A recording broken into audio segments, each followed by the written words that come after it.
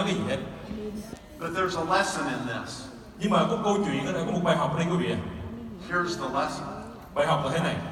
As soon as he took the opportunity away from me, as soon as he said, I'm going to do this with or without you, ngay cái lúc mà anh nói rằng anh sẽ lấy cái cơ hội này khỏi tay tôi, ngay cái lúc mà anh nói rằng anh sẽ làm công việc này cho dù tôi có làm hay không, I could hear it in the tone of his voice that he was dead serious. và tôi thấy cảm nhận rằng trong cái ngữ điệu đó là cha này cha nghiêm túc thiệt.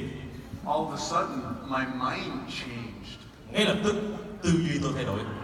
And that's what all of us need to do sometimes when we are recruiting. Và đó là cái điều mà đôi khi chúng ta ngồi đây chúng ta phải làm khi chúng ta ra ngoài mình tuyển dụng. When we're recruiting, people feel like we are pursuing them. We want them to join our business. Khi mà chúng ta ra ngoài tuyển dụng đó quý vị, thì chúng ta tạo một cảm giác cho người khác rằng là chúng ta đang theo họ, chúng ta đang mong muốn họ tham gia vào công việc của chúng ta đang làm. What you have to do is make them understand that we have the goal. They have nothing. They have a job. We have the goal in Nu Skin. Cái điều ta phải cho họ hiểu rằng là ở đây chúng ta có mục tiêu, chúng ta có điểm đi đến, còn họ là có một công việc làm thêm, một công việc làm kiếm tiền thôi. So I recommend that phrase to you that my brother-in-law used on me. It worked with me. Thử ra tôi cũng dành tặng cái câu đó dành cho quý vị, bởi vì cái câu đó nó đã áp dụng được dành cho bản thân của tôi.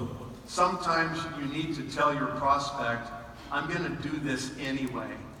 Đôi khi chúng ta phải nói với lại người khách hàng tiềm năng của mình đó là anh có làm hay không quan trọng, tôi sẽ làm công việc này. Even if you decide not to join Nu Skin, please understand, I'm going to move forward without you.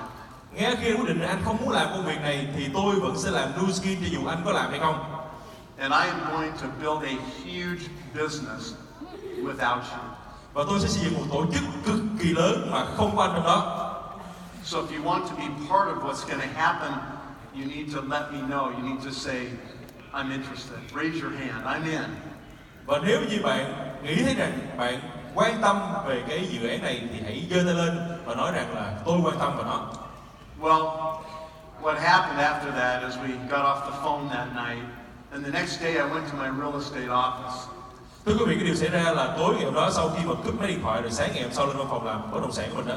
The last thing that Craig said to me before we hung up the phone is he said, Nathan, your real problem is you're in the wrong vehicle.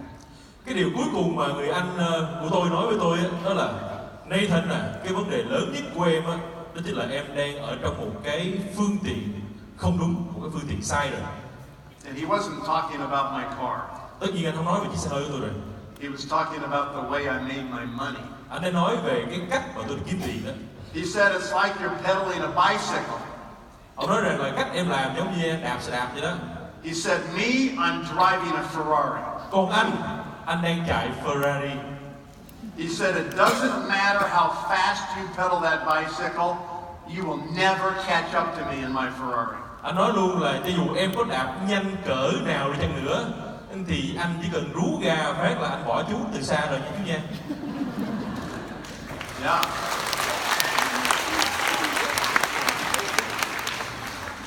When I got to my office that next morning, I sat at my desk. Và khi mà tôi đến văn phòng của tôi đó thì ngồi xuống bàn làm việc của mình. And I asked myself one question. Và tôi hỏi bản thân một câu hỏi thế này quý vị. Why is this a bicycle? Tại sao lại đạp cái xe đạp chứ? What's wrong with my real estate business? Cái công việc là bất động sản thì nó sai chỗ nào? And why is Nu Skin a Ferrari? Tại sao Nu Skin lại làm Ferrari được? And over the next week, I figured out all the limitations, all the problems with my real estate business. Và sau một tuần thì tôi bắt đầu phát hiện ra tất cả những cái vấn đề, tất cả những cái sự giới hạn trong cái ngành bất động sản tôi đang làm. And I started to realize all of the advantages I could gain with Nu Skin. Và tôi đã nhận ra tất cả những cái lợi thế mà tôi có thể có được với doanh nghiệp Nu Skin này.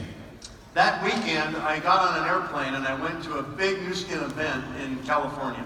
Và cuối tuần hôm đó thì tôi lên một chuyến bay và bay qua bên California, nhiều sự kiện rất lớn của Nu Skin. It wasn't huge, it was maybe 300 people. Nó không có quá lớn ở thời điểm đó thì sự kiện khoảng chừng là 300 người thôi quý vị. And I sat on the very back row of the room. Và tôi ngồi ở cái chỗ cuối cùng của cái phòng luôn. I just wanted to sit there and kind of listen and take notes and try to make my decision if I was going to do new skin. Và tôi muốn ngồi đó để mà tập trung lắng nghe, ghi chú lại để quyết định xem là mình có nên làm nu skin hay không. I listened to probably 6 speakers in the morning session up until the lunchtime break. Buổi sáng hôm đó thì tôi nghe 6 người nói chuyện từ cái buổi bắt đầu đến giờ ăn trưa. By the time the break happened at noon, I was done. I had listened to 6 people. I said to myself, if those people can be successful, I can be successful at this. Tới giờ nghỉ trưa quý vị là nghe xong rồi. Tôi nghĩ thế này, nếu mà 6 người đó mà thành công như vậy thì chắc chắn tôi cũng thành công. The entire afternoon of the session, I wasn't even listening to the speakers. Cái chương buổi chiều quý vị, tôi cũng không tập trung nghe người nói chuyện. Như thế I nào? was writing down names of people. Và buổi chiều đó tôi ngồi tôi viết ra tên của người ta. Name after name after name. Hết cái tên này đến cái tên khác. I wrote down about 300 names that afternoon. Tôi viết ra khoảng 300 cái tên. In the evening, I got on the airplane. I flew back to my home in Utah. Và buổi tối hôm đó thì tôi lên máy bay và bay ngược lại về Utah. When I walked in the door, my wife said, "So, how was your day?" Và khi mà tôi bước vào nhà thì vợ hỏi, anh ơi ngày hôm nay thế nào? She said, "What do you think? Hôm nay anh nghĩ như thế nào? Do you think that we should do new skin?" Anh có nghĩ là tụi mình nên làm nu skin không? I showed her my list of names. Tôi đưa ra cho cô xem cái danh sách tên của tôi vừa viết xuống á. She knew what my decision was. Và cô biết được luôn và hiểu luôn là quyết định của tôi là như thế nào. And she is such an awesome wife, such an awesome partner. I'm sorry. My wife is such an amazing wife and an amazing partner. Thưa quý vị, vợ tôi là một cái người vợ rất là tuyệt vời và cũng như là một người bạn đời cực kỳ hoàn hảo. She said, "I'll support you in whatever your decision is." Và cổ sẵn sàng giúp đỡ tôi và hỗ trợ gia đình nuôi cái đứa trẻ nghe khi là quyết định tôi là gì đi chăng nữa. I said, Monday morning, tomorrow's Sunday, but on Monday morning, I'm going to go after this like everything in our lives depends on being successful. Và tôi nói cổ hôm nay là thứ bảy, ngày mai là chủ nhật. Sáng thứ hai anh sẽ làm công việc này bằng mọi cách để thành công. I said, if you can take care of the children and the house, I'll make sure that I build the business for us. Việc của em là đảm bảo là giữ cái nhà thiệt là tốt, con cái thì rất là tốt, còn anh việc của anh là đi kiếm tiền của doanh nghiệp này. I had a private office, a separate room on the end of the house with its own bathroom. Thưa quý vị, thì trong cái nhà đó thì tôi có một cái văn phòng làm việc nhỏ riêng tư trong đó.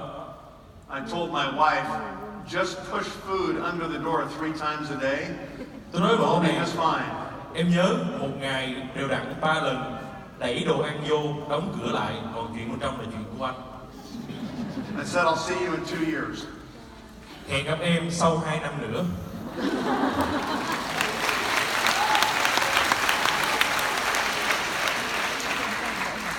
Of course I was kidding. Tất nhiên là đùa quý vị nha. But I seriously was putting in, at the very beginning, 14, 16 hours, 18 hours a day. Thưa quý vị, thời gian đầu tôi nhớ lại là một ngày tập trung làm cái việc nu skin 14, 16, 18 tiếng đồng hồ một ngày. 6 days a week. 6 ngày một tuần. I don't work on Sunday. Spend Tôi không có Sunday làm việc with ngày my Chủ nhật. family. Ngày Chủ nhật là ngày đi nhà thờ. But the rest of the time, talking to as many people as I can talk to, as many presentations as I can do. Thời gian còn lại là nói chuyện với người ta về nu skin và làm thuyết trình về nu skin nhiều nhất trong khả năng có thể. I had enough savings to make it 6 months. Tôi có một khoản để dành đủ để sống, đủ để trang trải trong vòng 6 tháng. If I didn't make $5,000 or more within 6 months, I was going to go bankrupt. Trong vòng 6 tháng tới nếu mà không kiếm được 5.000 đô là coi như tuyên bố phá sản được rồi. Nobody else was going to feed my children. Sẽ không có người nào nuôi con của tôi. Nobody else was going to pay for my house. Sẽ không có người nào trả cái tiền nhà cho tôi. This was my job. Và đây là việc của tôi. So I had to make it happen. Và tôi phải biến nó thành hiện thực. I didn't care who said yes and I didn't care who said no. Tôi không quan tâm là người ta đồng ý nói yes hay là nói no, không quan tâm. I just knew if I talked to enough people, I would find the right people that I could build the business. Tôi chỉ biết điều rằng nếu như tôi nói đủ người thì tôi sẽ tìm ra đúng người và xây dựng cái tổ chức này. Well, by the 6th month, my check was over $8,000. Thưa quý vị, đến tháng thứ 6 thì cái tiền hoa hồng của tôi khoảng 8.000 đô. So I made enough money. I didn't go bankrupt. Có nghĩa là kiếm đủ tiền để sống rồi. And then it just continued to work very diligently. Và cứ thế tiếp tục làm việc một cách rất công hiến. And now it's been almost 30 years. Bây giờ là khoảng 30 năm rồi quý vị. Next year will be my 30-year anniversary of joining Nu Skin. Năm sau sẽ là kỷ niệm 30 năm ngày tham gia vào Nu Skin. I've grown up in Nu Skin. Tôi lớn lên ở Nu Skin. I've spent the majority of my adult life in Nu Skin. Tôi dành phần lớn thời gian trưởng thành của tôi làm việc Nu Skin. I've traveled millions of miles on airplanes to different countries to build my business. Tôi bay hàng nghìn dặm ở trên trời qua những quốc gia khác để xây dựng doanh nghiệp Nu Skin. It has been amazing. Và đó là một trải nghiệm cực kỳ tuyệt vời. But like it says in the Bible, there's a time and a season for everything in our lives. Thưa quý vị, trong Kinh Thánh có một câu thế này: lúc nào cũng vậy, sẽ có thời điểm, sẽ có mùa vụ cho tất cả mọi thứ trên cõi đời này. And my season of building my Nu Skin business is coming to an end. Và cái mùa vụ xây dựng Nu Skin của tôi cũng sắp kết thúc. It has been an amazing experience. Và đó là một cái trải nghiệm rất tuyệt vời. It's been very fun. Đó là một trải nghiệm rất vui. It's been very sad sometimes. Đôi khi cũng rất buồn. I've experienced the entire range of emotions that a person can experience through something like this. Tôi phải trải qua tất cả những cái cơn sóng của những cảm xúc của người thường có. I've met the most amazing people all over the world. Và tôi gặp rất nhiều người tuyệt vời khắp nơi toàn thế giới. Many of them are here today on this front row. Và rất nhiều người trong số họ đang ngồi ở đây ở những hàng ghế đầu này. And you get very close to these people. Và nếu như bạn thật sự tiếp xúc với những người này, You do love your downline, like Elaine said. bạn sẽ rất yêu mến những người downline của chúng ta như là Lisa. And so it's with a bit of a heavy heart that I wind up all this activity and say goodbye to everybody. Và đó là tôi chuẩn bị tất cả mọi cái việc để mà nói lời tạm biệt với tất cả mọi người. I paid a big price to be successful in Nu Skin. Tôi phải trả một cái giá khá đắt để thành công ở Nu Skin. Make no mistake about it, you will be required to make sacrifices to be successful that sometimes you think you shouldn't have to make. Quý vị phải nhớ thế này. Đôi khi chúng ta làm công việc này chúng ta phải hy sinh. Những cái sự hy sinh nó lớn đến độ mà chúng ta nghĩ rằng chúng ta không nên hy sinh. And if I can correct one mistake that I think I made during my career, it was that I would have spent a little bit more time with my children, a little bit more time at home. Thưa quý vị, nếu như có một cái điều mà tôi sẽ thay đổi trong suốt cái sự nghiệp của mình, thì cái điều tôi muốn thay đổi đó chính là tôi sẽ dành nhiều thời gian hơn cho những đứa con của tôi. Luckily for you, you live in a different time than when I started Nu Skin. Nhưng mà rất may mắn là quý vị đang sống ở trong một cái thời đại rất khác so với những cái lúc mà tôi bắt đầu sự nghiệp Nu Skin này. When I joined Nu Skin, there was no internet. Lúc tôi làm Nu Skin đó chưa có internet. We barely had cell phones. Và chúng ta ít người có điện thoại di động. They were huge. Cái điện thoại di động đó nó lớn như cục You gạch had vậy to đó. work out just to hold the thing up to your head. Mỗi lần mà lấy cái điện thoại ra nghe một phát là cầm vô cả thiên hạ đều thấy hết luôn. Almost all of our phones had wires that were connected into the wall. Hầu hết cái điện thoại lúc nào cũng có dây cắm vô tường rồi đó. Many of you have never seen a phone like that. You're too young. Rồi các anh chị nào mà chưa bao giờ thấy cái điện thoại mà có dây cắm vô tường rồi chúng ta đang quá trẻ ha. We built our business with landline telephones and fax machines. Chúng tôi xây dựng một doanh nghiệp dựa trên những cái điện thoại cố định và máy fax. That's the world that I started Nu Skin in. Đó là cái thế giới mà tôi đã khởi nghiệp Nu Skin. It required a lot more travel. Và nó đòi hỏi phải di chuyển đi lại rất nhiều. it required being there in person because there was no Zoom, there was no Skype, there was no Fuse. Thời điểm đó là thời điểm mà phải trực tiếp gặp mặt nhau, chứ làm gì có Zoom, làm gì có Skype, làm gì có Fuse. Luckily for you, you can actually be at home and you can project your image and your influence anywhere in the world. Rất may mắn là ngày hôm nay chúng ta có thể ở nhà chiếu cái hình lên máy tính và có thể ảnh hưởng đến nhiều người khác trên toàn thế giới. It's the best time ever to be part of Nu Skin. Đây là thời điểm tốt nhất để làm một phần của Nu Skin. It was a lot harder 30 years ago. 30 năm trước, công việc này khó khăn rất nhiều quý vị. So it's been a wonderful experience, and what I would like to do in the time that I have remaining tonight is to give you my last words of advice about the business. Và cái điều tuyệt vời nhất ngày hôm nay tôi muốn dành cho quý vị đó là đưa cho quý vị một lời khuyên mà tôi có thể khuyên quý vị lần cuối cùng. Some of these pieces, some of these points of advice relate to my personal beliefs. Và những cái lời khuyên này, những cái lời mà tôi chia sẻ với quý vị đây, nó dựa trên cái trải nghiệm cá nhân, kinh nghiệm cá nhân của tôi. And so I'm not trying to impose my beliefs on you at all. Tôi không cố gắng là ép cái niềm tin của tôi vào quý vị. I think it's just important you understand what I believe and how I think it helped me in this business. Và tôi muốn quý vị hiểu rằng lý do vì sao tôi tin vào những điều này và những điều này đã giúp tôi trong công việc kinh doanh là như thế nào. So if I have your permission, I'll proceed. Và nếu quý vị cho phép thì tôi sẽ được phép cho quý vị lời khuyên.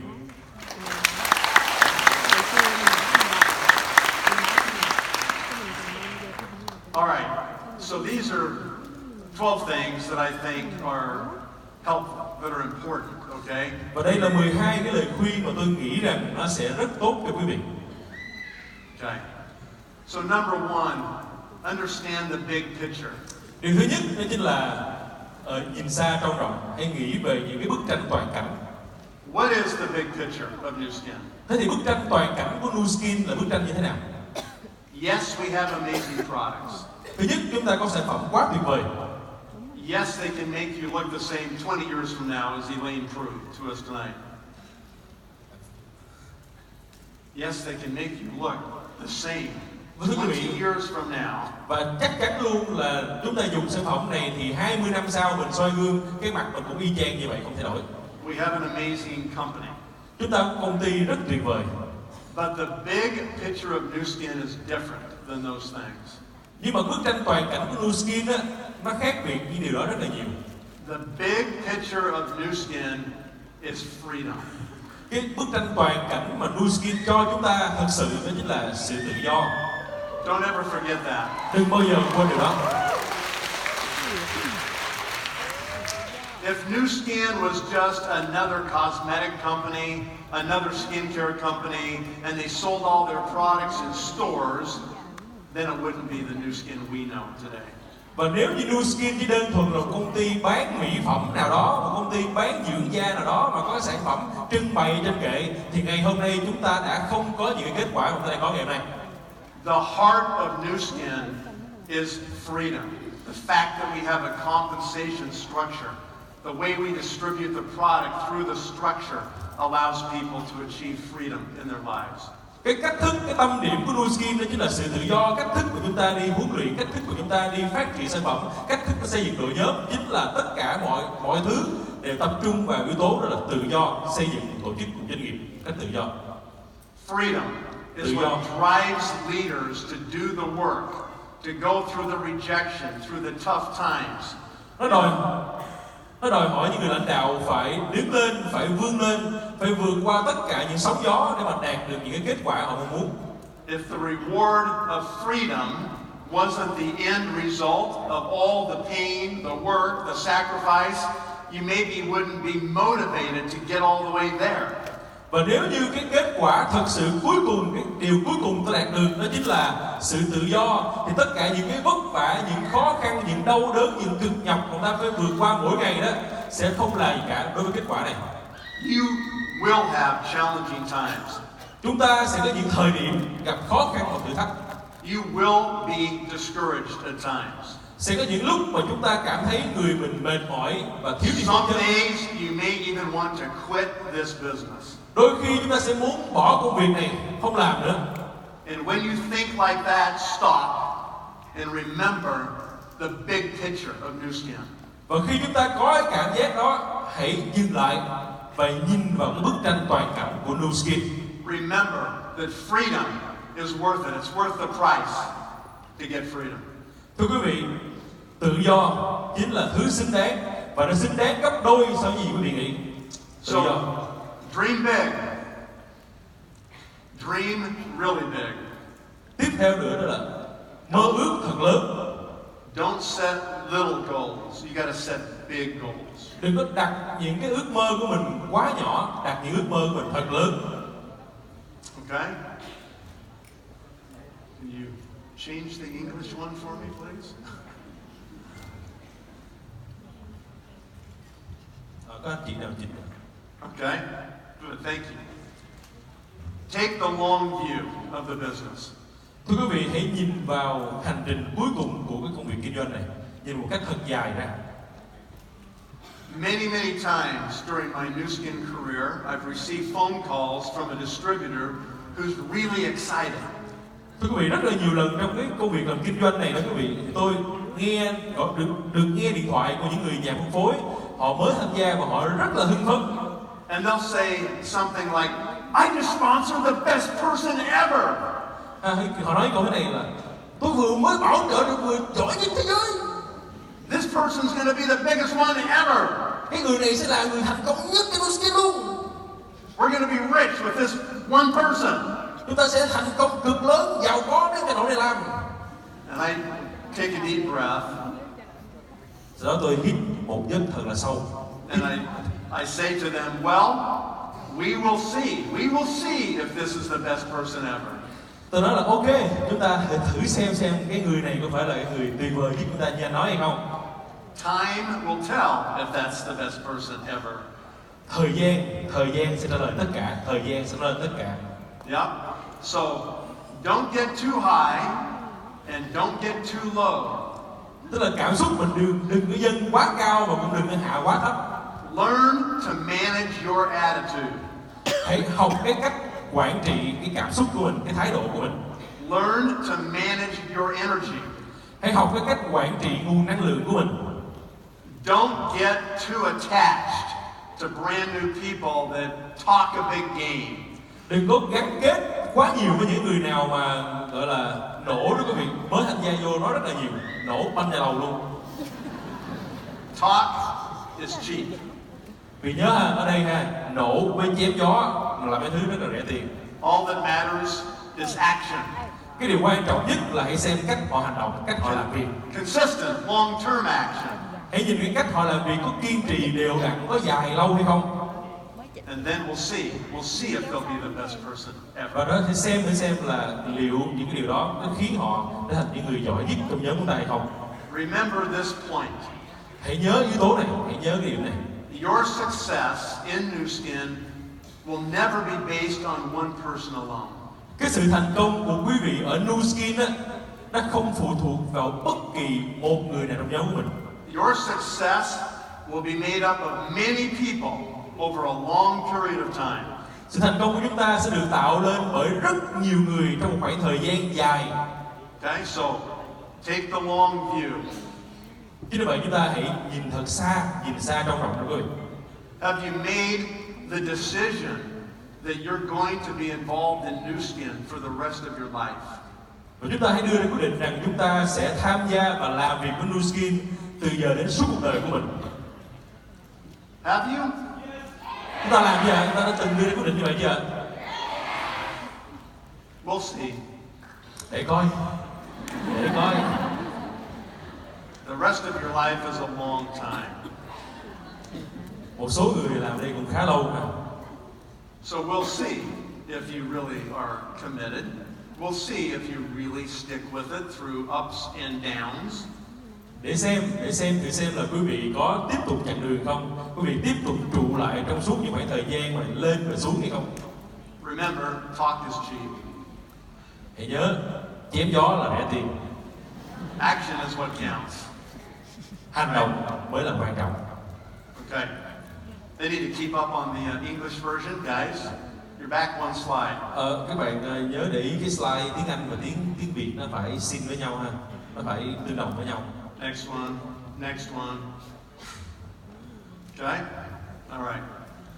All right. So this next one then. Be patient with yourself. Tiếp theo nữa là hãy kiên trì với bản thân của mình, hãy kiên nhẫn với bản thân của mình. I remember many times when I would do a presentation and feel like I did not do a good enough job. Thưa quý vị, rất là nhiều lần tôi đã làm những buổi thuyết trình mà sau khi làm xong tôi cảm giác rằng là mình làm cái buổi thuyết trình này không có hay. I leave the presentation and I would think to myself, I should have said this instead of what I said. Khi mà rời cái buổi thuyết trình đó tôi nghĩ là hồi nãy mình phải nói cái đó đó chứ không phải cái điều mình nói. Or I should have had a better answer for their question. Hoặc là hồi nãy trả lời vậy là không có được, phải trả lời như vậy mới đúng nè. It's good to analyze what you're doing so that you can improve. That's all good. Chúng ta nhìn nhận lại kết quả làm việc của mình, chúng ta phân tích nó để mà lần làm việc tiếp theo chúng ta làm việc tốt hơn, đó là điều rất tốt, đó là điều nên làm. But don't speak negatively to yourself. Nhưng mà đừng bao giờ nói tiêu cực với bản thân của mình. We are our own worst critic. We're harder on ourselves than anybody else is. Thưa quý vị, bản thân chúng ta là cái người khó khăn nhất của chính bản thân mình hơn bất kỳ những người khác. And it will make a really big difference if you talk positively to yourself. Điều này sẽ tạo ra bằng cách rất lớn, một sự khác biệt rất lớn nếu chúng ta là người nói chuyện tích cực với bản thân của mình. I live near the mountains in Utah.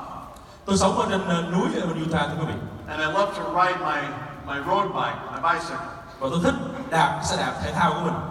And I have a very challenging canyon that I ride this bike up this canyon in the morning, and I'm timing myself. I'm competing against myself. Thì tôi có một cái hẻm núi mà phải nói là một cái sự thách. Tôi một ngày phải đi qua cái khu vực đó, cái hẻm đó, và cái thời gian mình là phải đạp trong khoảng thời gian như vậy thôi. At the top of this ride, there's a place where you can pull off the road, and there's a beautiful waterfall with a bridge next to the waterfall. Quý vị, trên đỉnh cái chỗ đó quý vị là cái nơi rất là đẹp, cảnh rất là đẹp, chúng ta có thể dừng xe đạp lại, có một cái thác nước và có một cái cầu đi qua cái thác nước đó, cảnh vật rất đẹp. The water is cascading, is splashing as it comes over this waterfall, and you're standing on the bridge, and the water is misting you. It's like a white mist coming off the waterfall. Thưa quý vị, thác nước quý vị nó chảy xuống dưới trong cái dốc đó, xong rồi mình đứng ở trên cầu đó, thì những cái giọt nước nó mới làm như là mình tạo xương đó, bắn lên mặt mình, cảm giác rất là sảng khoái. It feels incredible after a really hard workout. Thưa quý vị, cảm giác rất là tuyệt vời nếu mình đạp một cái chặng đường rất là xa lên trên đó và được tưởng tượng. I get off my bike on the bridge. Tôi để cái xe ở kế bên cái cầu. I start stretching a little bit. Tôi bắt đầu stretch chút xíu. And then I put both hands in the air. And I go, yes! Và sau đó tôi đưa hai tay lên và la yes! And I say to myself, you are awesome! Và tôi nói với bản thân mình rằng là Ê Thành, mày quá ngầu. You can do anything if you put your mind to it. Mình có thể làm được tất cả mọi thứ nếu mình tập trung vào đó. Now that seems a little strange. Thưa quý vị, điều này có gì hết chúng ta điều gì mà? Yeah? Don't you find that a little weird? Cái này bị thần kinh. I kind of look around sometimes before I do it. Make sure nobody else is watching. Đôi khi phải nhìn qua, nhìn lại, tới nhìn lui coi thử ai nhìn mình không. But that's important self-talk. Như quý vị, cái đoạn, cái giây phút mà độc thoại quan trọng đó quý vị. Telling yourself that you're powerful. Cái giây phút độc thoại đó nói chúng ta rằng chúng ta rất mạnh Telling mẽ. yourself that you can accomplish anything if you put your mind to it. Chúng ta sẽ làm được tất cả mọi thứ nếu tập trung tư duy vào đó. Believing in your ability to create something great. Chúng ta tin vào khả năng chúng ta sẽ tạo được những điều vĩ đại. It's not very often that very many other people will give you that kind of positive compliment, right? Thưa quý vị, cuộc đời này không phải chúng ta có nhiều cơ hội để được người khác cho chúng ta những cái câu khích lệ như vậy, đồng ý không ạ? And you certainly need to give it to yourself. Và chúng ta rất cần khích lệ chúng ta bằng những câu giống như vậy. When you're out there recruiting, it's tough. Khi mà chúng ta đi ra ngoài kia tuyển dụng đó quý vị, khó lắm. You get told no a lot Chúng ta bị từ chối rất nhiều lần. if you're doing a lot of recruiting. Nếu như mình ra ngoài mình làm nhiều buổi tuyển dụng ha, còn nếu không làm trong thì từ chối rồi. And all that rejection can drain your energy. Và tất cả những cái lời từ chối đó nó sẽ hút năng lượng của chúng ta đi. And sometimes you feel like it's you against the world. Đôi khi mình có cảm giác là mình giận cả thế giới. And you have to guard your attitude. You got to protect your attitude.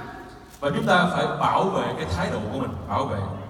And realize that the faster you recruit, the more you recruit, the better you're going to get. Và chúng ta sẽ nhận thấy rằng là chúng ta ra ngoài tuyển dụng càng nhanh, càng nhiều thì cái kỹ năng của tuyển dụng chúng ta càng phát triển. And if you're positive with yourself and you love yourself, it'll happen faster. Và nếu như ta tích cực với bản thân của mình thì cái việc chúng ta thành công nó còn nhanh hơn nữa. Okay. Be willing to sacrifice. Be willing to give up some things that you think you want right now. Sẵn sàng hy sinh, sẵn sàng bỏ qua những cái thứ gì đó mà chúng ta nghĩ rằng chúng ta cần lúc này. You have to learn to delay the gratification. Chúng ta phải học cái cách là trì hoãn cái sự ham muốn mình. We live in a world today where we want everything right now. Chúng ta sống thế giới mà chúng ta muốn tất cả mọi cái đều phải tức thời hết quý vị. Yeah, we get impatient. Chúng ta If we can't receive an email in about 2 seconds. Chúng ta trong cái thế giới mà chúng ta cảm giác là mọi thứ mình đều mất kiên nhẫn. Nếu mà không nhận được email sau 3 giây nói chuyện thì rất là khó chịu rồi. So we live in a world that says you can have it all today. Chúng ta sống thế giới mà cái thông điệp thế giới này rằng là chúng ta sẽ có tất cả mọi cái ngay ngày hôm nay. You can't have it all today. Quý vị nhớ rằng chúng ta sẽ không bao giờ có tất cả mọi thứ ngay ngày hôm nay. You are going to have to give up some things in your life so that you can make time to build your future in New Skin. Chúng ta phải học cái cách hy sinh một vài cái thứ gì đó trong cuộc sống của mình để dành thời gian xây dựng cho tương lai của mình. No more television. Sẽ không có TV nha. Television is a complete waste of time. Xem TV là phí thời gian. Do you want to build a future or do you want to watch television? Bạn muốn một tương lai tươi sáng hay là muốn ngồi coi TV? Remember, there's no PV in TV. Hãy nhớ là trong chữ PV không có chữ TV trong đó.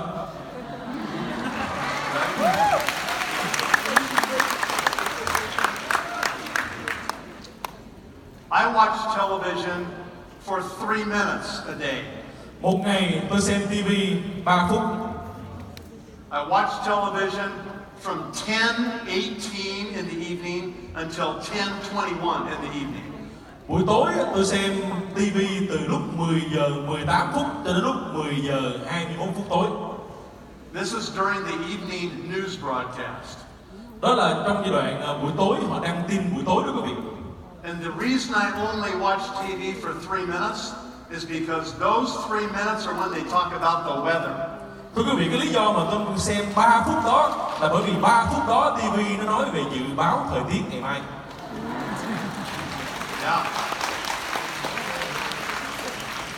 And the weather is the only part of the news that talks about the future. Và quý vị nhớ ha, dự báo thời tiết là cái điều duy nhất trong TV họ nói về tương lai. Everything else in the news is about the past. It's Còn mấy history. cái It's already happened. Còn mấy cái thứ khác đó quý vị là chuyện quá khứ rồi, chuyện xảy ra rồi. There's nothing I can do to change. Nó xảy ra rồi, It's không already có làm được happened. gì nữa mà không thay đổi được gì hết.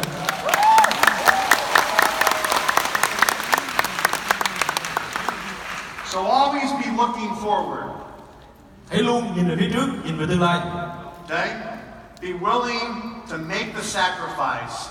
Sometimes that sacrifice are friends that are not focused like you are focused.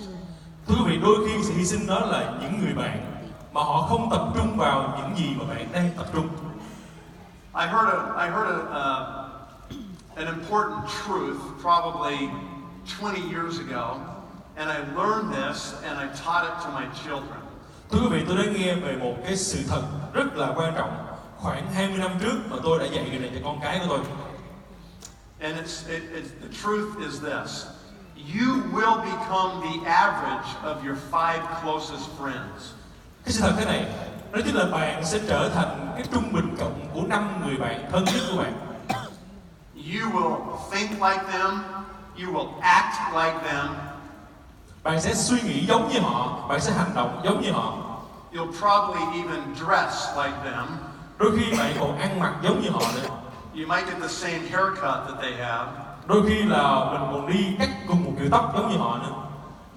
And you'll talk like them. Đôi khi mình còn nói chuyện giống y chang họ luôn. And that will become your reality. Và đó là cái sự thật của chúng ta. You got to be careful. Chúng ta phải thận trọng quý vị nha. Okay? You got to be surrounding yourself with people that are focused on the future. Chúng ta phải tập trung bản thân ta, hãy lại gần tiếp xúc với những người mà họ luôn tập trung phát triển sự tương lai. People that have goals in their life. They have Những người goals. mà có mục đích trong cuộc đời của họ. People that have dreams. Những người có ước mơ trong cuộc đời của họ. People that are motivated people. Những người mà truyền cảm hứng, động lực cho người khác.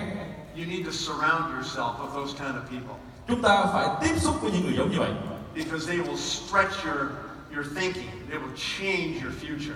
Bởi vì họ sẽ kéo giãn suy nghĩ của chúng ta, họ sẽ làm chúng ta suy nghĩ một cách lớn hơn, họ sẽ thay đổi tương lai của chúng ta. All of you parents and grandparents that are here, teach this to your children. Ở đây quý vị nào mà chúng ta là bố, là mẹ, là ông nội, bà nội, ông ngoại, bà ngoại, chúng ta hãy dạy điều này cho If con you cháu can của mình. teach your children to select good friends, it'll have a bigger influence on their future than maybe even you can have. Và quý vị phải tin một điều thế này, đó là nếu như chúng ta dạy con cháu của mình biết cách chọn bạn mà chơi đó, thì chắc chắn trong tương lai nó sẽ có cái sự ảnh hưởng rất lớn cuộc đời của nó, đôi khi ảnh hưởng cuộc đời của mình luôn. All of the friends that I used to hang out with before Nu Skin, I don't hang out with them anymore. Những người bạn mà tôi thường đi chơi với họ trước khi là Nu Skin đó, bây giờ không có chơi nữa. There just isn't time for them anymore. Bởi vì không có thời gian để mà đi chơi với họ nữa. I don't have time to waste the way that they waste time. Tôi không có nhiều thời gian để mà hoang phí giống như cách họ hoang phí thời gian. And so I'm surrounded now with these amazing friends in Nu Skin all over the world that are like-minded, that are moving forward in their lives. Và xung quanh tôi hiện giờ tất cả những người rất là tuyệt vời, những đồng đội đang làm Nu Skin ở khắp nơi trên toàn thế giới. So give up the friends that are holding you back.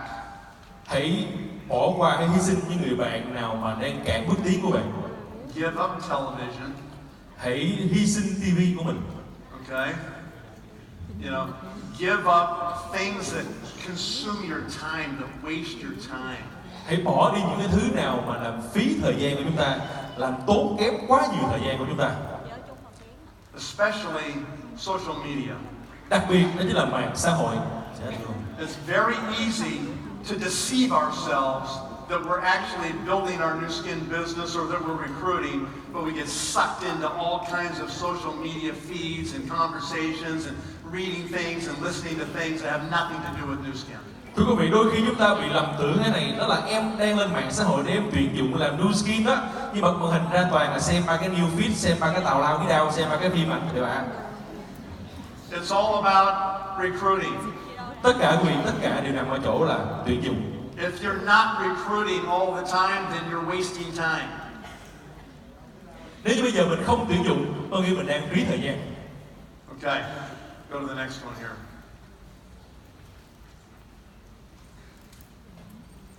Yes, there we go. Okay, thank you. All right, so this is something that you may not understand, but I'm going to explain it to you because I think it's important. Thưa quý vị, đây là một cái điều mà tôi nghĩ là có thể một số quý vị đây sẽ không hiểu, nhưng mà tôi sẽ tìm cách để mà giải thích cho quý vị một cách rõ ràng nhất để quý vị hiểu điều này. When it comes to religion, in Christianity, there's this concept of paying tithing.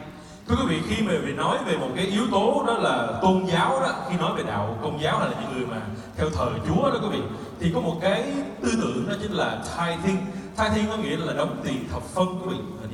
And what that means is that you donate or you give away 10% of your income to good things. Đóng tiền thập phân nghĩa thế này, đó là chúng ta sẽ dành ra, trích ra 10% những cái tiền chúng ta kiếm được để chúng ta có thể làm cái việc thiện, chúng ta có thể cho đi, chúng ta có thể làm từ thiện. And part of my beliefs are there's a promise from God that if you'll give back, if you'll give 10%, then you'll receive again much more than you ever gave away. Và cái niềm tin của tôi là thế này quý vị, là trong cái tôn giáo của tôi niềm tin thế này, là nếu như tôi làm từ thiện 10%, cho đi 10%, thì cái tôi nhận được á, nó sẽ nhiều hơn gấp trăm, gấp nghìn lần cái 10% mà tôi cho đi. Some people call it karma. Một số người gọi nó cái này là nhân quả. You know, you put good things out on the water and good things will come back to you. Có nghĩa là mình gieo nhân nào mình gặt quả ấy, mình làm điều tốt thì mình sẽ nhận được kết quả tốt. I believe in this law of the universe. I believe in it. Và tôi cũng tin vào cái luật này, định nghĩa này của vũ trụ. If you do good to other people, good things will come back to you. Nếu chúng ta làm điều tốt cho người khác thì chắc chắn là những cái điều tốt đẹp hơn sẽ đến với chúng ta. Tôi tin điều này. And as you become successful, thank you. Và khi mà chúng ta thành công hơn nữa, as you become successful in Nu Skin and you're making a lot of money, và khi chúng ta thành công hơn nữa Nu Skin này, và chúng ta kiếm được rất nhiều tiền hơn nữa ở công việc kinh doanh này, make sure you find a way to give back, to donate to other good causes. Hãy tìm cái cách mà chúng ta có thể cho đi làm từ thiện vào những cái tổ chức từ thiện nào đó họ có làm những việc ý nghĩa ở xã hội. And I'll promise you that if you'll do this, you'll be blessed. You'll receive blessings in a way that you can't understand today. Và tôi tin điều này và tôi biết muốn quý vị hiểu rằng cái này là khi chúng ta làm một cái điều gì đó tốt, một cái điều gì đó mà mang chất là tốt đẹp cho người khác thì chúng sẽ nhận được những cái phước lành, những cái ân tứ. Mà những cái phước lành, những cái ân tứ này nó còn lớn hơn và nó sẽ rất khó để chúng ta có thể hiểu được những cái kết quả từ những cái việc làm từ thiện mà chúng ta đang làm. And the good part of this is that you can try it. You can experiment. Try it and see what happens. Và cái điều tuyệt vời nữa là chúng ta có thể thử nghiệm xem, thử xem là liệu điều chúng ta làm từ thiện đó nó có kết quả như là tôi nói hay không. Okay, next one. Tiếp theo. All right. When you are becoming a leader in this business, you have to learn to lead by example. Và khi chúng ta trở thành một người lãnh đạo ở trong cái công việc kinh doanh này, cái chúng ta cần phải làm đó chính là đầu tấm gương cho người lãnh đạo. This means that you are willing to do more than you ask anybody in your downline to do. Có nghĩa là bạn phải làm nhiều hơn cái việc mà bạn yêu cầu downline của mình, tuyến dưới của mình làm. You're willing to recruit more people. Bạn phải sẵn sàng bảo trợ nhiều người hơn, tuyển dụng nhiều người hơn. You're willing to do more presentations. Bạn phải thuyết trình nhiều hơn. You're willing to enroll more distributors. Bạn phải sẵn sàng ra ngoài bảo trợ thêm nhiều nhà phân phối hơn. You're willing to make more calls. Bạn phải sẵn sàng gọi nhiều cuộc điện thoại hơn. And you're willing to fly more miles to see your downline. Phải sẵn sàng để bay xa hơn, đi xa hơn để hỗ trợ cho downline của mình. In the world of Nu Skin, you only gain respect from your downline because they see you leading the charge. Thưa quý vị, ở trong thế giới Nu Skin này chúng ta có thể nhận được cái sự tôn trọng của tuyến dưới chúng ta chỉ khi nào họ nhìn thấy chúng ta làm việc siêng năng, cần mẫn, chăm chỉ hơn họ. Unlike government or business where leadership titles are bestowed upon people, Nu Skin's different. Thưa quý vị, không giống như là ở trong những cái bộ phận công việc quản lý, chính phủ, doanh nghiệp hay là truyền thống gì đó, khi một chức danh được đưa và gán cho một ai đó. In Nu Skin, you have to earn your title. Ở Nu Skin để có được chức danh, để có được cái vị trí, chúng ta phải nỗ lực cho nó. And there are no shortcuts. Và sẽ không có cái gì gọi là đường tắt ở đây quý vị nha. You have to do the work. Chúng ta phải làm việc. Right? So be willing to really work and really work hard and lead by example. Và hãy sẵn sàng cho cái việc là làm việc thật siêng năng, thật chăm chỉ và là một tấm gương để hệ thống mình noi theo. Okay. Be respectful. Tiếp theo nữa là phải có thái độ tôn trọng. This business is a long-term business. Công việc kinh doanh này là công việc kinh doanh lâu dài. If you've made the decision that you're going to be involved in Nu Skin for the rest of your life, then that's a long time, right? Nếu quý vị quyết định rằng là mình sẽ làm Nu Skin từ giờ đến cuối đời của mình thì nghe nó hơi dài ha. When you're recruiting people that may be very rude to you, very ignorant to you. Đôi khi You know, may offend you, they're so rude. Đôi khi chúng ta ra ngoài chúng ta tuyển dụng quý vị, ta bảo trợ ai đó, chúng ta sẽ gặp một số đối tượng, họ sẽ rất là dùng từ là hỗn xược, họ sẽ rất là khó chịu, họ sẽ dùng những từ rất là nặng nề, họ nói chuyện với chúng ta. Do not step down to their level. Đừng có đặt mình ngang hàng với họ. Stay on the professional level. Hãy giữ mình ở vị trí chuyên nghiệp nhất. Sometimes you want to scream at people. Đôi khi là muốn hét vô mặt thằng đó, chửi nó. Sometimes you want to tell them how stupid they are. Đôi khi muốn nhìn thẳng vô mặt nó nói câu mày là thằng ngu. Sometimes you want to rip their head off. Đôi khi là muốn đứng dậy giải nó vài cái bàn tay. I used to do that sometimes to people, unfortunately. Thực ra cuộc đời tôi cũng làm điều đó vài lần. But what happens if you are in this business long enough is you sometimes meet the same people.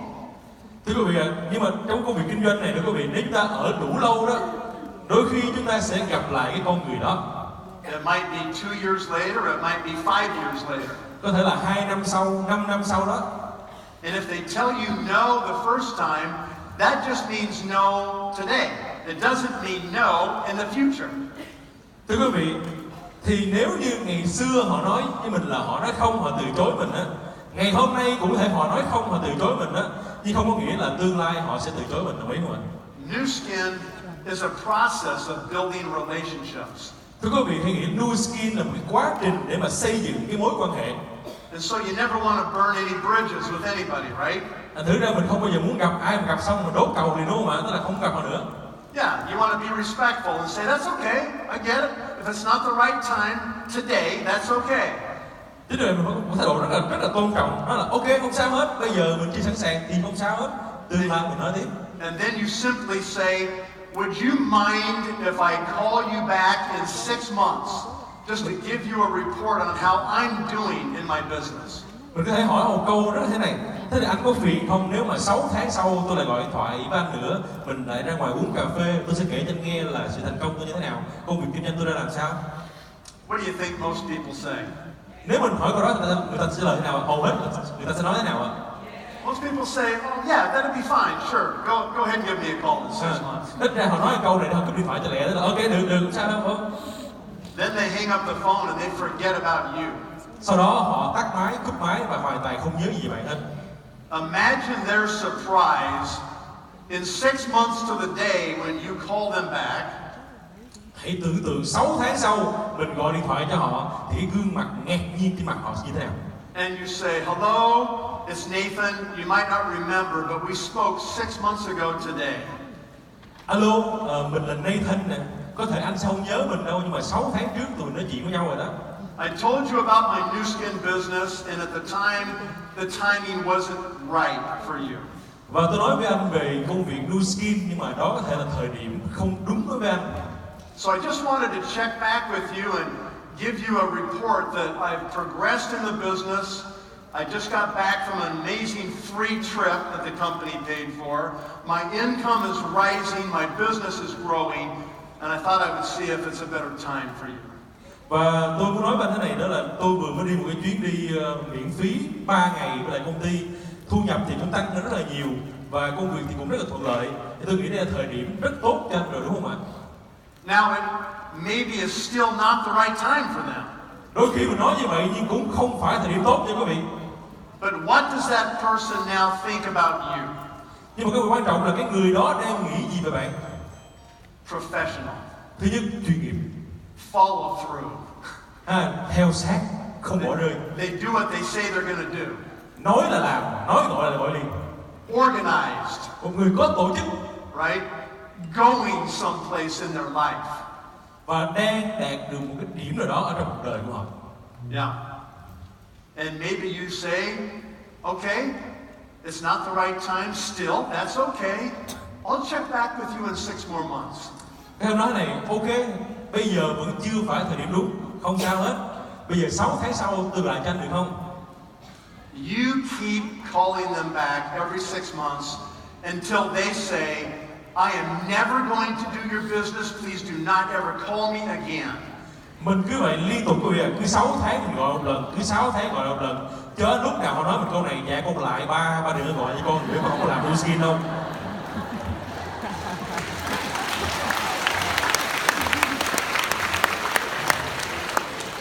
Because sometimes they say, I'm ready to do this. Oh, that's good. Thank you very much. I'm ready now. Thưa quý vị ạ, nhưng mà bạn sẽ rất ngạc nhiên rằng đôi khi họ nói thế này, tôi sẵn sàng rồi, tôi muốn làm rồi đó. I'll tell you one story. Tôi kể bạn em câu chuyện nha.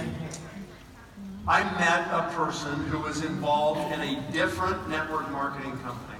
Tôi gặp một anh bạn, ảnh là một công ty kinh doanh network marketing khác trước đây.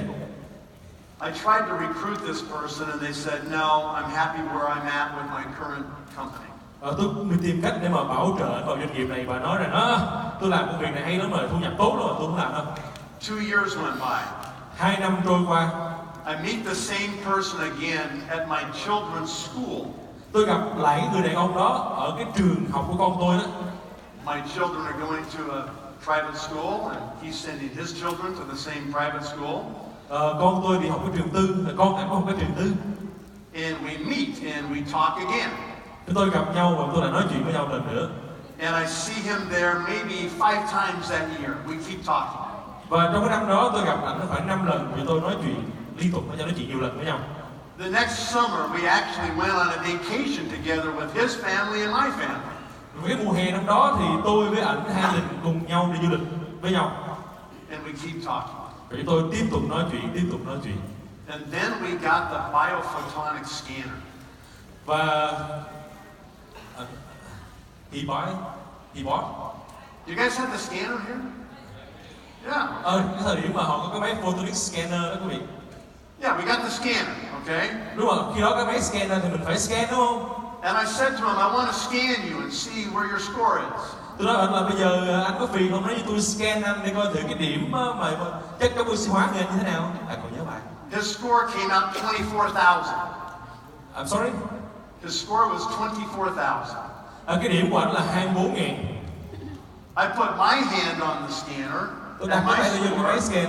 My score is 48,000. Cái máy scan lên là 48.000.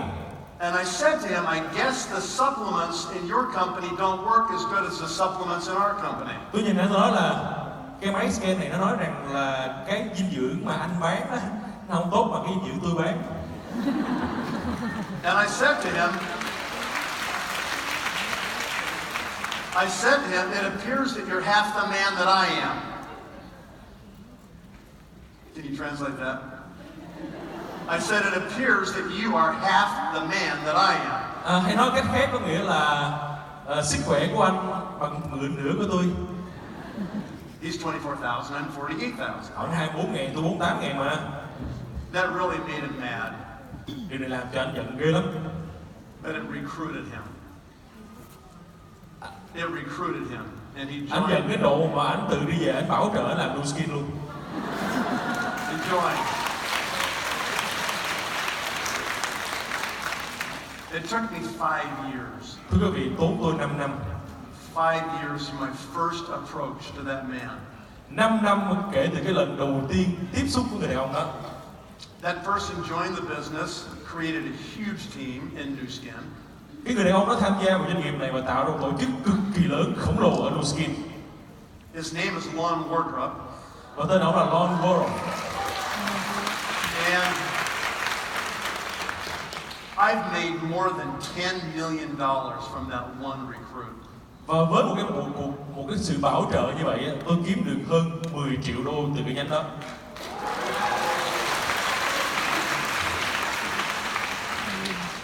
Was it worth it to spend 5 years? Thế bỏ ra 5 năm có xứng đáng không ạ? Yeah, because it's 10 million and counting. It keeps getting bigger every month, right? Cái hấp dẫn nữa là 10 triệu đô nó có lớn hoài vậy đó. So be respectful. Chứ nên mà chúng ta hãy tôn trọng. It's about relationships. Và quan trọng nhất là mối quan hệ quý vị nhé. Okay? You never know when you're going to meet the same person again. Chúng ta sẽ không bao giờ biết được rằng là cái lần tiếp theo mình gặp cái người đàn ông đó là người nào là khi nào đâu.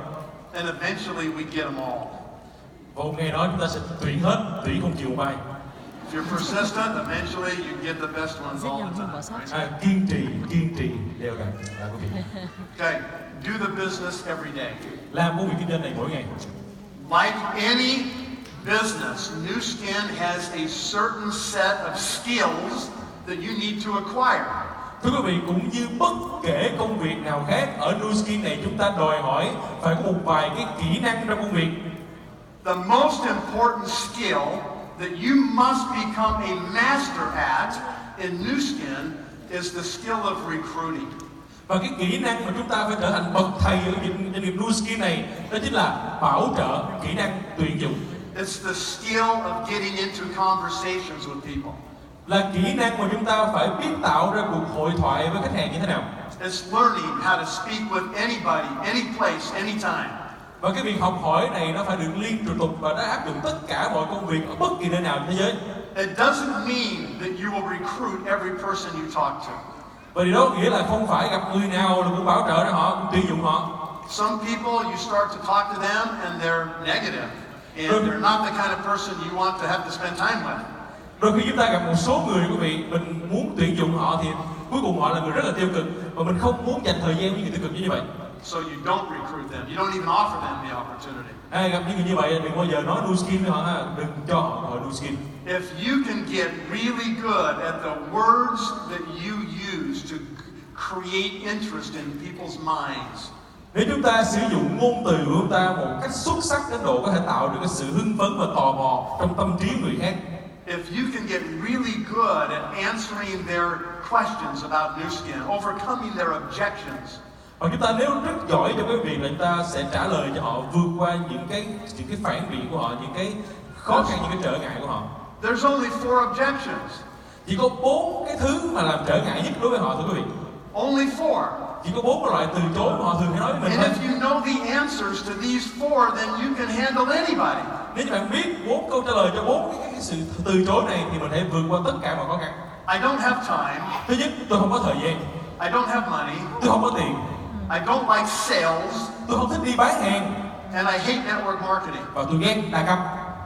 That's it. 4 cái. Once you have the answer to those 4 questions, you got the answers for all of them. Khi mà chúng ta có được câu trả lời cho 4 cái câu hỏi này, chúng ta sẽ trả lời giải quyết tất cả mọi vấn đề. How do you become a master recruiter? Thế làm thế nào ta thành một chuyên gia, một thầy trong việc là bảo trợ tuyển dụng? How do you become a master at overcoming people's objections? Làm cách nào nó một bậc thầy trong cái việc là trả lời hết tất cả những khó khăn và thử thách của khách hàng? Practice. Thông qua việc luyện tập. You have to do it over and over and over again. Bằng cách là cứ làm đi làm lại, làm đi làm lại, làm đi làm lại cái việc đó. And you have to do it every day. Và phải làm cái việc đó mỗi ngày. You can't say to yourself, I do my Nu Skin business on the weekend. I don't ever do it during the weekdays. Thì bây giờ nói này là em làm Nu Skin là em thường làm cuối tuần thôi, chứ còn trong tuần em không làm. If all you do is recruit people one day a week, it's not enough. Nếu như một ngày bảo trợ được một người, đó là một tuần bảo trợ được một người là chưa đủ. And it's not only not enough people you're talking to, it's not enough practice. Và nếu như mình nói không đủ số người thì có nghĩa là mình luyện tập không đủ số lần. When you recruit somebody and you get told no, I'm not interested. Khi chúng ta bảo trợ ai đó, mình tuyển dụng ai đó mà người ta nói rằng là không, tôi không quan tâm. Then you can immediately hang up the phone or you can move away from that recruiting approach and ask yourself, how could I have done that better? What could I have said differently? Và nếu như ai từ chối mình thì mình sẽ bắt đầu mình bước ra và mình tự hỏi thân mình là trong cuộc nói chuyện đó, trong cái buổi nói chuyện đó mình đã nói điều gì và mình nên thay thế điều đó bằng điều gì tốt hơn. You can even ask the prospect, so you're not interested, how come? What could I have said differently that would have caused you to be interested? Hoặc hỏi thẳng luôn, hỏi thẳng cho khách hàng mình luôn, đó là bạn không quan tâm bởi vì lý do gì, cái điều gì mà hồi nãy giờ mình nói khiến cho bạn không quan tâm. All of this feedback will help you learn and it will make you improve your skill very quickly. Tất cả những cái sự phản hồi đó, tất cả những cái lời từ khách hàng của mình sẽ khiến cho chúng ta học hỏi được từ kinh nghiệm đó và chúng ta sẽ trở thành người tuyển dụng tốt hơn, giỏi hơn. If you only get that feedback once a week, you're not going to improve very quickly. Nếu như mà một tuần chỉ nhận được cái lời từ chối hay là cái lời nói chuyện với khách hàng đó một lần đó quý vị, gọi là không đủ số lần để thành công. If you get that feedback 10 times a day, every day, you're going to become a master recruiter very quickly. Nếu như một ngày mình bị 10 lần cái phản hồi giống như vậy thì chúng ta sẽ rất nhanh chóng trở thành một cái chuyên gia, một cái bậc thầy trong việc tuyển This dụng. is the most important skill that you have to acquire to be successful in Nu Skin. Và đó chính là cái kỹ năng quan trọng nhất mà chúng ta phải trang bị để thành công ở Nu Skin này. Okay. If you receive an email from me personally, you'll see on the bottom of the email those two words, consistency and focus. Thưa quý vị, nếu quý vị ở đây mà nhận được những email của tôi, cá nhân của tôi gửi cho quý vị đó, thì ở phía dưới email cái phần chữ ký đó quý vị sẽ đọc được hai chữ, đó là chữ kiên trì và tập trung. Focus is a hard thing for entrepreneurs. Thưa quý vị, tập trung là một điều rất khó đối với những doanh nghiệp, những người làm doanh nhân. All of you in this room, by definition, are entrepreneurs. Thưa quý vị, ở trong tất cả chúng ta ngồi trong khán phòng này, theo định nghĩa, tất cả chúng ta đều là những doanh nhân, những doanh chủ hết. You're motivated. Chúng ta phải tự làm cho chúng ta cảm thấy hưng phấn. Your mind is open to new ideas. Chúng ta sẽ phải được thu hút với những ý tưởng mới. You're interested in making money. Chúng ta quan tâm và hưng phấn với việc kiếm ra tiền. So you're an entrepreneur. Chúng ta là những doanh nghiệp, những người làm That's doanh good. nghiệp. That's good, and it's also bad in a way. Thưa quý vị, những cái điều đó nó tốt nhưng mà đôi khi nó cũng xấu quý vị ạ. That's good because you found Nu Skin. Tốt rồi vì chúng ta tìm thấy cơ hội Nu Skin. But once you're in Nu Skin, it can become bad because you found it. Nhưng mà vấn đề nằm ở chỗ là khi mà chúng ta tham gia vào Nu Skin rồi thì đôi khi nó sẽ không tốt vì chúng ta lại tiếp tục tìm kiếm được những nó mới. You have already found the best opportunity you will ever find in your life. Quý vị ở Nu Skin này là quý vị đã tìm thấy cái cơ hội tốt nhất trong cuộc đời của mình rồi. And you don't need to look any further. Thành thử là đừng đi ra ngoài tìm cơ hội nào khác nữa. Now entrepreneurs have two antennae on the top of their head. Thưa quý vị, doanh nhân thường trên đầu cắm hai cái anten. They look like this. Hai cái anten. Have you noticed them on your own head when you look in the mirror? Quý vị để ý là mỗi lần mình soi gương đó, phát hiện trên đầu mình có hai cái anten đó mà. They're right here. Can you see them? Thấy không ạ? Hơi bị lớn à. And that serves a good purpose when we're out there looking for opportunities. We keep our mind open until we find them. Thưa quý vị, với cái hai cái anten này nó bắt sóng cực kỳ tốt quý vị nha. Mỗi lần một doanh nhân mà bước ra khỏi nhà phát anten nó bắt sóng liền tìm kiếm cơ hội, coi cơ hội nào tốt nhất để mình mà tham gia vào cái cơ hội đó. As soon as you join Nu Skin, now you've found the opportunity of your life. Bây giờ mình tham gia vào Nu Skin, mình đã tìm thấy cơ hội tốt nhất cuộc đời của mình rồi. But you're still an entrepreneur. Nhưng mà chúng ta vẫn đang là doanh nhân. And somebody may say to you, "Hey, look at this," and you go, "What? Và What người is nói that?" là, ôi anh ơi, nhìn cơ hội này nè, cơ hội nào? And maybe the next week somebody else says, "Hey, look at this one." Hoặc là nó là, anh ơi, không phải cơ hội này mới hay nè. And you go, "What? Hả? Cái nào? What's that one?"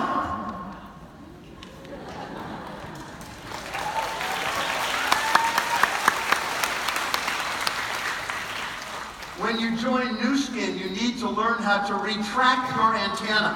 Thưa quý vị, khi mà tham gia Nu Skin này đó quý vị, kỹ năng đầu tiên là học thu hai cái anten lại. You have to go like this. Thu anten lại, xếp anten vô cất. Then you take two screws and you screw them into your head. Sau khi mà chúng ta đã xếp anten này rồi, bạn nhớ lấy hai con ốc bắt sát cái đầu luôn. So you can't move them. Bắt sát cái độ mà anten nó không tự ngóc được. And the next time somebody says, "Hey, look at this," you go, and you can't look. Thì lần sau đó ai nói là anh ơi cái này tốt lắm nè, là mặt đơ như cơ luôn. And you stay focused on the Nu Skin business. Tập trung vào Nu Skin. Don't get distracted. Đừng có bị những cái công việc, những cơ hội khác làm ta mất tập trung của mình. Stay focused. tập trung. Okay? Very important. Điều đó rất là quan trọng. All right, take care of your body. Thế là tự chăm sóc bản thân. We'll go through this pretty fast, but here's the gist of this point. Tôi nói rất là nhanh thưa quý vị ha. Your body is a miracle. Thưa quý vị, cơ thể chúng ta là một sự kỳ diệu.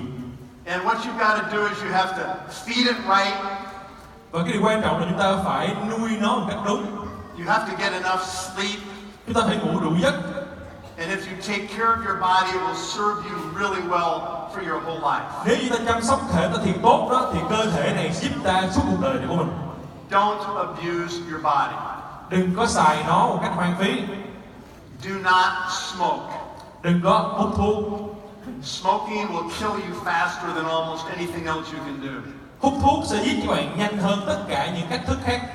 If you smoke today, you need to make a decision that you're going to stop today. Nếu như hôm nay vô tình các bạn là những người đang hút thuốc lá, chúng ta phải đưa ra quyết định rằng ngày hôm nay cũng là ngày mình cai thuốc luôn. That means destroy all of the cigarettes you have. Là khi về nhà, các chị nhớ ha, Don't hết thuốc say, lá vô trong toilet. don't say I will stop as soon as I finish this current pack of cigarettes. Đừng bao giờ nói rằng là ok, tôi sẽ cai thuốc sau khi hút hết gói này đấy. You will never stop. Điều đó sẽ làm mình không bao giờ The cai thuốc. only way you stop is you destroy the rest of the cigarettes in your pack right now. Cái cách duy nhất mà mình cai thuốc đó là hủy đi gói thuốc lá của mình ngay lúc này. You make a decision you will never smoke again. Và nếu định là mình sẽ không bao giờ hút thuốc lần nào nữa. How can you be part of a health and wellness and beauty business and destroy yourself? Nghĩ sao bây giờ là cho ngành chăm sóc sức khỏe chủ động, chăm sóc cái kiểu gì hút thuốc. Okay? Now the next one's a lot harder. Rồi cách tiếp theo khó hơn. Don't drink alcohol. Không uống bia rượu. Oh my gosh! Chết rồi! Alcohol has caused more hurt and more pain in more places in this world than almost any other substance. Quý vị có biết là bia rượu là cái thứ nó tạo ra nhiều cơn đau đớn nhất trên thế giới này. Nhiều sự mất mát trên thế giới này mà. You don't need it in your body. Mình không có cần cái thứ đó trong cơ thể của mình. I've noticed that all the big international football players are now going no alcohol in their diets. Thưa quý vị, hầu hết tất cả những vận động viên bóng đá mà thành công nhất thế giới, họ theo một cái tiêu chuẩn về sức khỏe, đó là không sử dụng chất cồn trong cơ thể của mình. Maybe you won't do this today, but I'm challenging you over the next 6 months to a year, eliminate it from your diet, eliminate it from your life, and you'll be happier and healthier. Có thể ngày hôm nay chúng ta sẽ chưa thể cắt được cái khoản chất cồn này ra khỏi cơ thể của mình, nhưng mà tôi thách thức các bạn trong vòng 6 tháng tới, 1 năm tới, tìm cách đó loại bỏ cái chất cồn ra khỏi thực đơn của mình, ra khỏi những cái bữa ăn, bữa tiệc của mình. Okay, next one. Improve yourself. Tiếp theo là phát triển bản thân. You have to be constantly putting positive new information in your mind. Chúng ta phải liên tục đưa vào đầu của mình những cái kiến thức tích cực. Remember, true leaders are readers. They read every day. Quý vị nhớ một câu này ha, tiếng Anh cái câu là true leader is reader, tức là cái người lãnh đạo thật sự đó là cái người luôn tìm tòi học hỏi. Okay? I'm going to suggest that you wake up at 5 a.m. in the morning. Tôi khuyến các bạn là mỗi buổi sáng các bạn thức dậy lúc 5 giờ sáng. If you get up at 5 a.m. when the rest of the world is still asleep, then it's quiet. Nếu mình thức dậy lúc 5 giờ sáng khi mà tất cả xung quanh ta đang ngủ, đó là thời điểm yên tĩnh nhất. The world we live in today is too noisy. Ngày hôm nay thế giới quá ồn ào. There's too many distractions. Quá nhiều thứ làm ta mất tập trung. There's too much social media. Quá nhiều mạng xã hội. There's too many demands from every angle on your time and your attention. Nhìn góc độ nào cũng có rất là nhiều thứ nó sẵn sàng lấy thời gian của mình. It's so noisy you can't even hear yourself think. Và nó ồn đến độ chúng ta không thể nào tự suy nghĩ được và lắng nghe bản thân của mình được. And what you have to do is learn to find a quiet place every day. Cái điều chúng ta cần phải làm là tìm cái lúc nào đó yên tĩnh nhất trong cái ngày của mình. A place where you can get in touch with yourself. cái nơi mà chúng ta có thể ngồi xuống và tiếp xúc với bản thân chúng ta, where you can decide what you really want out of your life, và tự nói với thân mình là điều mình thật sự muốn trong cuộc đời này là gì. where you can read motivating things in the morning. Đó là cái điều sẽ tạo chúng ta cái động lực, cái cảm hứng lớn nhất vào buổi sáng của chúng ta. No electronics. Buổi sáng là một thời điểm mà không tiếp xúc với lại điện tử, đồ điện tử. The first 2 hours of your day, no electronics, no computers, no cell phones, no mobiles, nothing. 2 tiếng đồng hồ khi thức dậy là cái thời gian mà chúng ta sẽ không tiếp xúc với lại đồ điện tử, không có tivi, không laptop, không điện thoại, không có gì hết. If you turn on your phone, you will become distracted immediately. Bởi vì cái giây phút mà các bạn mở cái phone mình lên, đó là giây phút mà chúng ta bị mất tập trung lập tức. Spend the first hour reading and writing notes and thinking about what you want in your life. 2 tiếng đồng hồ đầu tiên là cái thời điểm mà chúng ta đọc sách, chúng ta viết xuống những ước mơ, những mong muốn, mục tiêu mình trong cuộc sống này. Spend the second hour on your body, exercising, working out, stretching, walking. Take care of your body. Trong 2 tiếng đó thì cái giờ đồng hồ tiếp theo chúng ta đó là chúng ta sẽ dành để mà tập thể dục, thể thao của mình, tập thể dục, chạy xe đạp, đi bộ, chạy bộ.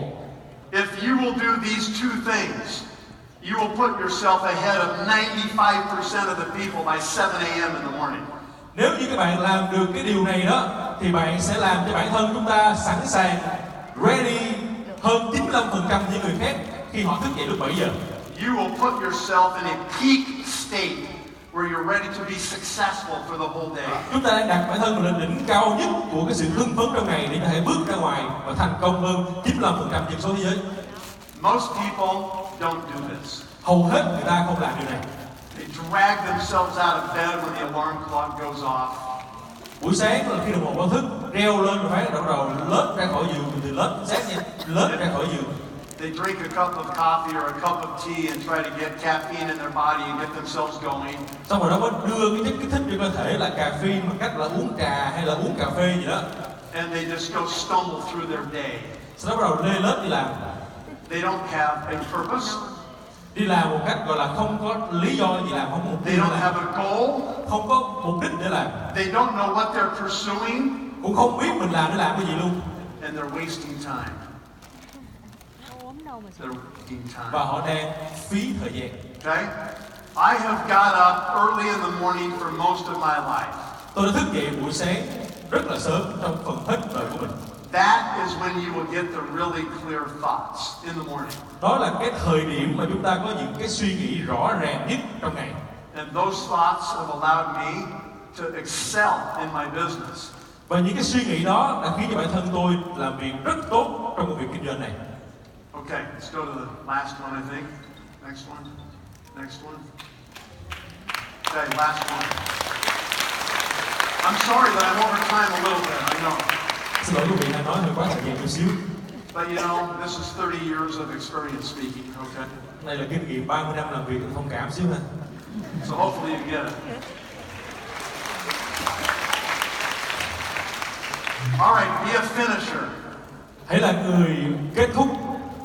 So many people start something in their life and they never finish it. Rất nhiều người, thưa quý vị, rất nhiều người trong cuộc đời này họ khởi đầu một cái gì đó, họ bắt đầu một cái việc gì đó nhưng họ không bao giờ kết thúc.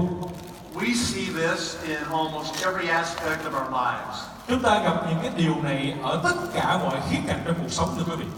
We say we're going to get up at a.m. and we do it for 2 or 3 days and then we go, that's really early, I'm going to sleep in.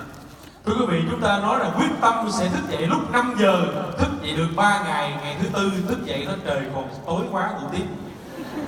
We join New Skin and we say, I'm going to be a team elite.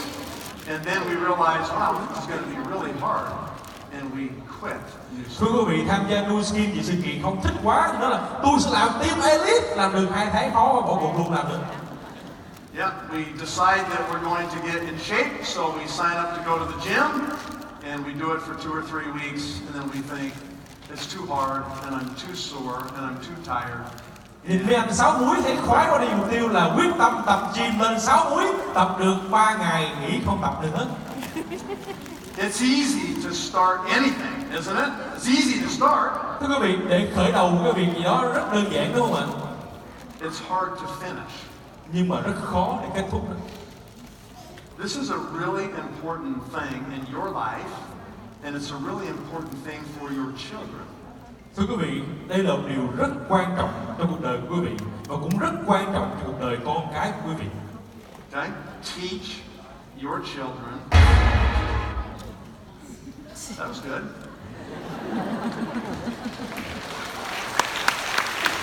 Hãy dạy con cái chúng ta. Teach your children how to finish. Hãy dạy con mình cái cách nó kết thúc. Don't let them quit on school, classes, karate, swimming lessons, piano lessons. Đừng có để cho con của mình nó phải bỏ học giữa chừng, hay là bỏ học võ, bỏ học bơi, bỏ học múa, bỏ học ballet, bỏ piano. Tell them, you signed up for this class, you're going to finish the class. Nói rằng là con đã đăng ký học thì phải học cho hết. What is the best way for you to teach your children how to be a finisher? Thế làm cách thức nào chúng ta hãy dạy con của mình trở thành người kết thúc? You yourself need to finish the things you start. Đó là So they see their parents do what the parents are telling them to do. Đó là bản thân các bạn ở đây phải hoàn tất, phải kết thúc cái điều mà chúng ta đã khởi đầu, để con cái của mình nhìn vào chúng ta và thấy rằng là ba mẹ của chúng đã là người kết thúc rồi. Life is going to be difficult at times. Thưa quý vị, cuộc sống đôi khi sẽ rất khó khăn. It's going to be challenging, really challenging at times. Đôi khi sẽ rất nhiều thử thách về cuộc đời này của chúng ta. That can include challenges in your marriage, Thử thách đó sẽ đôi khi sẽ là sự thử thách trong hôn nhân, challenges with your children, thử thách trong việc nuôi dạy con trẻ, challenges with your siblings, thử thách trong việc là đối xử với lại anh em ruột thịt của mình, challenges with your parents, thử thách đối với những người mà sinh thành chúng ta, challenges with your friends. thử thách với những người bằng hữu của chúng ta. Things happen in life. Điều đó sẽ xảy ra thưa quý vị. It's difficult at times, Đôi khi nó sẽ rất khó khăn, painful at times. đôi khi sẽ rất đau đớn. But what we can't do is we cannot give up. Nhưng mà cái điều chúng ta làm đó là chúng ta không bao giờ được quyền bỏ cuộc. We can't quit. Chúng ta không được phép bỏ cuộc. When times get difficult, then the strong people keep going, right? Khi mà thời điểm khó khăn đến thì người mạnh mẽ vẫn tiếp tục bước lên. In English we say the tough people get going. Trong tiếng Anh có câu là, chúng ta tiếng Việt cái này, đó là khi mà thời điểm khó khăn thì người mạnh mẽ vẫn vững bước. Yeah, we have to learn how to push through the hard times. Chúng ta phải học cái cách vượt qua thời điểm khó khăn. It'll always get better if we just keep moving forward. Và chúng ta sẽ thấy được những kết quả rất là tuyệt vời nếu chúng ta tiếp tục bước lên phía trước. So after 30 years of doing new skin at a pretty aggressive level, Thưa quý vị, là sau 30 năm làm Nu Skin ở với tần suất khá là dữ dội, I feel like I can stand up in front of pretty much any new skin group and I can say with a clear conscience that I did my best. và tôi có thể tự tin đứng lên tất cả những cái đội nhóm Nu Skin và tự hào nói rằng là tôi đã làm hết sức của mình. I tried to lead by example. Tôi đã làm tấm gương trong cái sự dẫn dắt của tôi.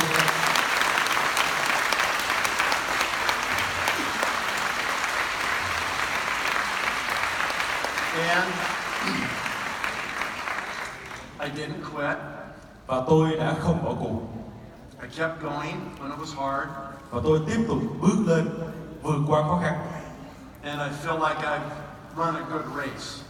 Và tôi nhìn thấy rằng chặng đường đua này mình đã hoàn thành và mình đã có vị trí rất tốt. My wife is an amazing person. Và vợ của tôi là một người rất tuyệt vời. You have to be to put up with me.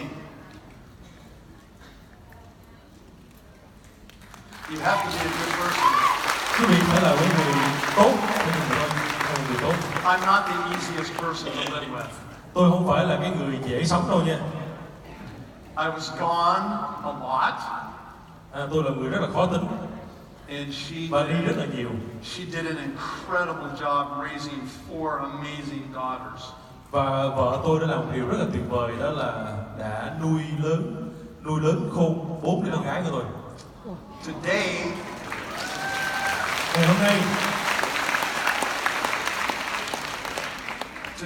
we have 11 and a half grandchildren.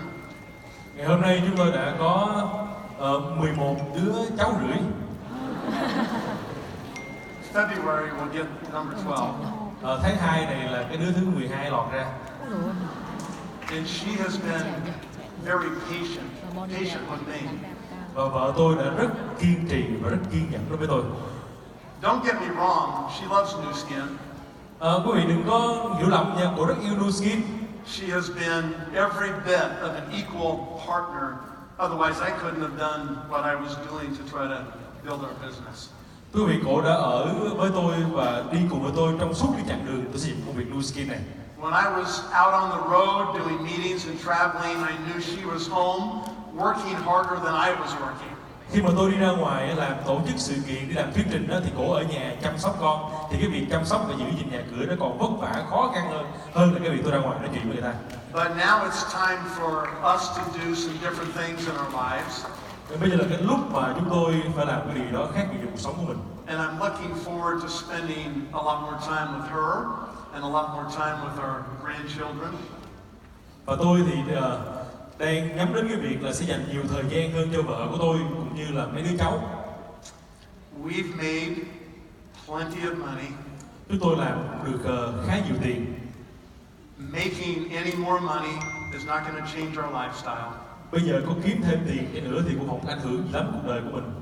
It stopped being about the money a long time ago. Thực ra yếu tố về việc tiền á, nó đã kết thúc từ cách đây rất lâu rồi quý vị ạ. The first 5 years it was about the money. I wanted to make as much money as possible. 5 năm đầu là vì tiền quý vị nha. 5 năm đầu lý do duy nhất mà tôi làm là muốn kiếm được thật là nhiều tiền nhất trong khả năng có thể. But since then it's been about the mission of OTG, the mission of Nu Skin, and trying to help people live a better life. Nhưng mà sau đó rồi đến cái sứ mệnh của Nu Skin, cái sứ mệnh của OTG và cái sứ mệnh giúp nhiều người khác thay đổi cuộc đời của họ. I've got a few people that I look up to in my life. Tôi có một vài người mà khi tôi nhìn họ, And again, this is one of my personal beliefs. và một lần nữa thưa quý vị, tôi nhìn họ và đây là một điều là tôi tin tưởng vào nó, một cái niềm tin của tôi. I don't intend to offend anybody by saying what I'm going to say next. Và tôi không cố ý là nói cái điều này để làm và để đả kích bất kỳ ai quý vị nha. So, I'm a Christian. Tôi cũng là một con người. And I believe in Jesus Christ. Và tôi cũng tin vào Chúa Giêsu Kitô. And I think that He is the best example of a finisher that I've ever seen. Và đối với tôi thì Chúa Giêsu Kitô là con người kết thúc, là cái đấng, một ví dụ tốt nhất cho một cái người đã kết thúc một cái sứ mệnh. When His life was at the very end, He said, "It is finished." Và khi mà cái giây phút cuối đời của Chúa Giêsu Kitô đó, Ngài đã nói một câu trước khi nhắm mắt, đó chính là con đã kết thúc sứ mệnh của mình. I hope I can be a finisher. I hope I can finish my life in a way that is honorable, that makes a contribution, and leaves a legacy that other people can be inspired by. Tôi cũng muốn sống một cuộc sống mà tôi sẽ là một tấm gương cho người khác noi theo, sẽ là một cái ví dụ cho người khác noi theo và để lại một cái giá trị, để lại một cái di sản lớn cho thế hệ mai sau. You are all amazing people. Quý vị ở đây, các bạn ở đây là những người rất là tuyệt vời. You're here to have a life-changing experience this weekend. Và các bạn ở đây, các bạn sẽ trải nghiệm được những cái trải nghiệm về việc thay đổi cuộc sống như cách thức mà chúng tôi đã trải nghiệm. I hope you're prepared to change. Và tôi mong rằng các bạn sẽ chuẩn bị tinh thần để mình thay đổi. Okay? I love you. Thank you very much. Và tôi yêu các bạn rất nhiều.